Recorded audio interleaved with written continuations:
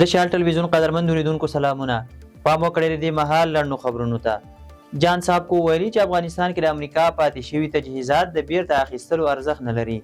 د افغانستان د بیا رغونې لپاره د امریکا ځانګړی پخوانی پلټونکی جان صاحب کو وایي چې په افغانستان کې د امریکا له لوري پاتې شوي وسلې او تجهیزات د بیرته اخیستلو ارزښت نه لري.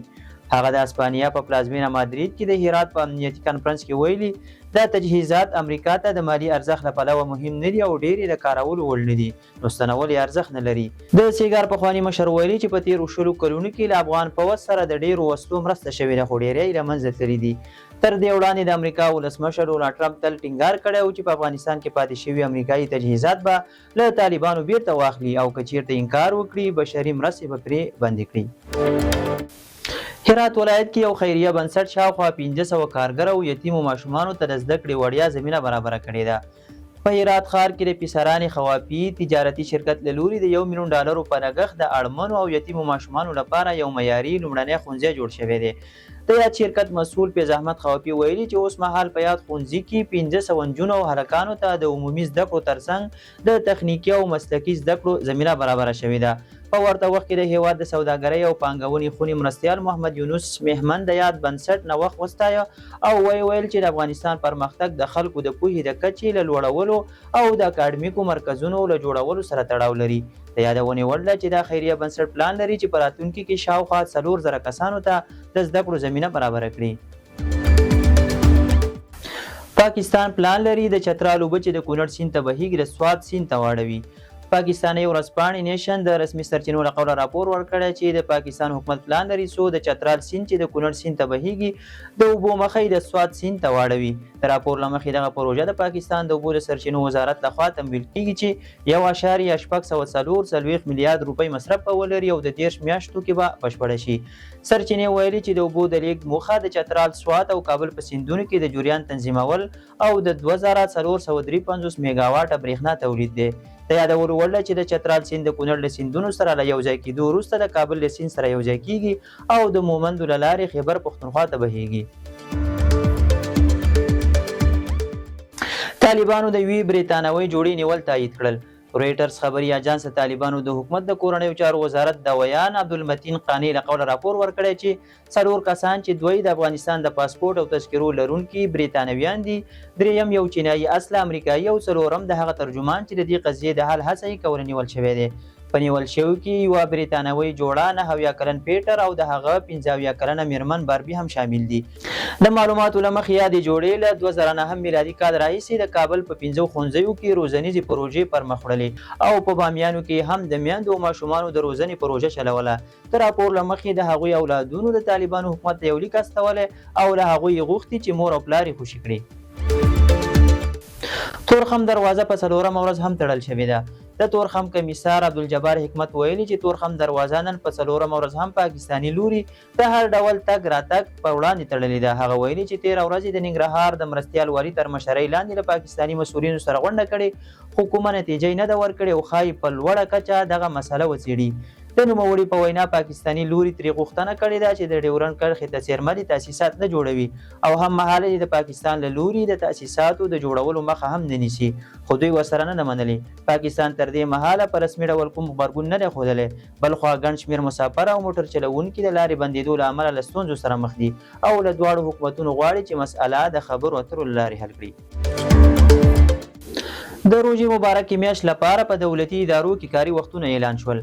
د کار او ټولنیزو چارو وزارت ویلي چې روژه کې کار د سهار په 9 بجو پیل او د ماسپښین په 2 بجو د پنجشنبې ورځو په شمول د ماسپښین د لمانځه له وقفې سره پای ته رسیږي. یاد وزارت زیاته کړې چې البته تولیدي، خدماتي مؤسسې، نشراتي، روغتیایي او تعلیمي ادارې د خپلو کاري او اقلیمي شرایطو په پام کې نیولو سره د خپلو کارکوونکو د کار د پیل او پای مهالویشونه تنظیم کوي.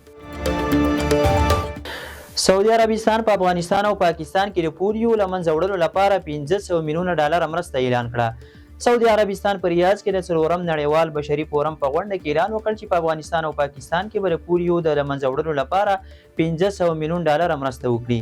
د پاچا سلمان د بشري مرستو د بنسټ مشر ډاکټر عبدالله العربي ویلي چې دغه مرستې به په دواړو هیوادونو کې یوازې د پولیو په له منځه وړلو ولګول شي. د ملګرو ملتونو د روغتیا نړیوال سازمان د معلوماتو له مخې په تیر 2023 کال کې په افغانستان کې د ګوزڼ 15 شپېخې ثبت شوي وي چې د 2023 کال په پرتله 4 برابره ډېرې وي، خو په روان کال کې تر دې دمه افغانستان کې د پولیو 6 مثبتې پیښې ثبت شوي دي. کندهار کې د ورښتونو له امله 4 ماشومان او یوه ښځه مړه شوې ده. د کندهار ښار اومې حوزې اړوند کوبي قرارګاه سیمه کې د یو کور د کوټې چت پرېوتو له کبله 3 ماشومان او یوه ښځه مړه او 3 تنه نور ټپیان شوي دي. ورته مهال کندهار کې پیښو ته د رسېدو ریاست مسؤلین دغه پیښه تاییدوي او وایي چې په مړو شوو کسانو کې 2 هلکان او یوه نجلۍ او په ټپیانو کې 1 هلک، 1 نجلۍ او 1 سړی شامل دي. په همدې حال کې یوه بله سرچینه وایي چې نن سهار د کندهار ښار د 5مې حوزې اړوند د خورندام سیمه کې یوه 6 کلنه نجلۍ د راوتلي سیلاب اوبو وړې او مړه شوې ده. دا په داسې حال کې ده چې د سویلي حوزې په ټولو ولایتونو کې د تېرې شپې راهیسې دوامداره ورښتونه روان دي او د لا ډېرو مالي او ځاني زیانونو د اوښتو اټکل شوی دی. لغمان کې د چرګانو 209 فارمونه جوړ شوي دي. د لغمان ولایت د چرګانو د فارم لرونکو اتحادیې مسؤلین وایي چې په دغه ولایت کې د چرګانو 209 فارمونه جوړ شوي دي چې پکې 800 کسانو ته د کار زمینه برابره شوې ده. د یادې اتحادیې مسؤل حبیب الله نیازی وایي چې د یو شمېر سوداګرو په مالي ملاتړ د 80 میلیونه افغانیو په لګښت د فارمونه جوړ شوي دي چې په هره 40 ورځنۍ دوره کې شاوخوا 613 او 400 چرګان بازار ته وړاندې کوي. د افغانستان د سوداګرۍ خوري مسؤلین د جوزا میاشتې په 15 اعلان وکړ چې افغانستان د چرګانو د غوښې د تولید په برخه کې پر ځان بسیا شوی او نور له خارجي هیوادونو د چرګانو غوښې واردولو ته اړتیا نه لري. اروپایي ټولنې پر سوریې لګېدلي بندیزونه لغوه اعلان کړل. د اروپایي ټولنې شورا د غړو هیوادونو د بهرنیو چارو وزیرانو په بروکسل کې اعلان وکړ چې د بانکدارۍ، انرژۍ او ترانسپورټ برخه کې په سوریا لګول شوي بندیزونه وځنډول.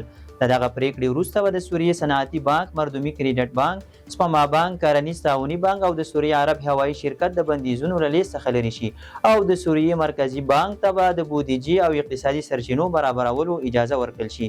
د اروپایي ټولنې بندیزونه په سوریه باندې د کورنۍ جګړې له پیل وروسته په 2011 کې لګېدلي وو.